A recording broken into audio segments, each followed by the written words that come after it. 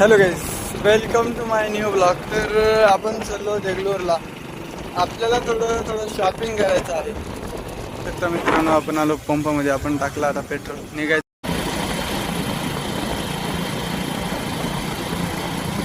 आपली शॉपिंग झाली आहे. जसं की आपण कपडे आणखीन चप्पल घेतलो. आपण फोन जे आहे ना रिपेरिंगला टाकलो.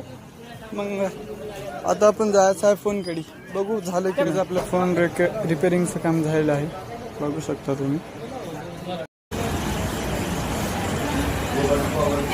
आपलं संपूर्ण काम झालं आहे. मग आपण निघालो घराकडे. आता गाईज बघू शकता तुम्ही, आपली जे नागिना आहे ना निघाली हैदराबादला.